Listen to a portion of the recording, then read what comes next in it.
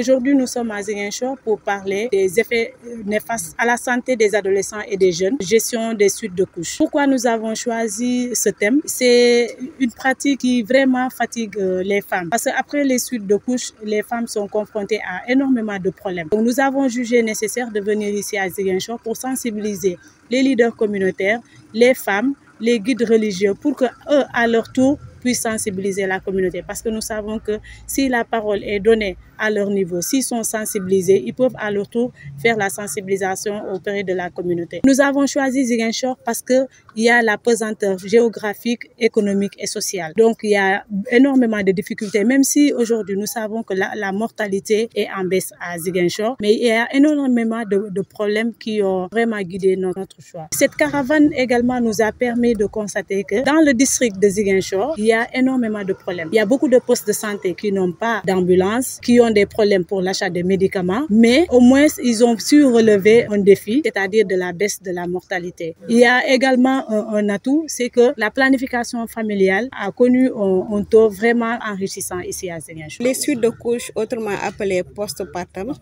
s'étendent de l'accouchement au 42e jour après l'accouchement, c'est-à-dire 6 semaines, les 6 semaines qui suivent l'accouchement. C'est une période où on constate beaucoup de complications, donc cela nécessite un apprentissage de toute la communauté sur ses conséquences et sur les bonnes pratiques pour éviter toute complication. Les complications qu'on rencontre le plus souvent sont infectieuses, hémorragiques, anémie ou bien des complications mammaires. En général, c'est les complications les plus fréquentes. La suite de couche, elle est très importante, d'autant plus que si ce n'est pas bien pris en charge, peut causer le décès maternel. Donc, c'est une période à risque où il faut surveiller non seulement la maman, mais aussi le nouveau-né. L'appel qu'on fait à l'endroit des femmes, déjà, c'est de respecter les visites prénatales parce que ça peut éviter d'éventuelles complications durant la grossesse comme après accouchement, mais aussi de respecter les consultations postnatales, de respecter les conseils qu'on leur donne à l'hôpital, surtout dans le cadre de la prise des médicaments, surtout des antibiotiques. On est en Casamance, il y a beaucoup de pratiques qui se font, mais je pense que lors de ma présentation, on a insisté sur le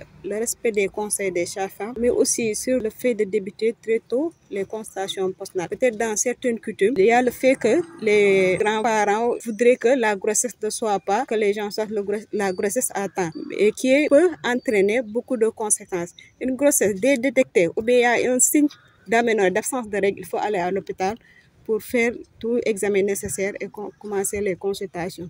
Ça, c'est des coutumes. Il y a certaines coutumes aussi, on dit que peut-être les hommes dans certaines zones ne rentrent pas dans des structures de santé. Un homme étant un accompagnateur ou bien un conjoint de la femme. Donc, c'est des coutumes, même si dans certains cas, il faut les revoir, mais il faut conseiller ces personnes pour qu'ils puissent accepter les consultations prénatales, de même que les consultations postnatales.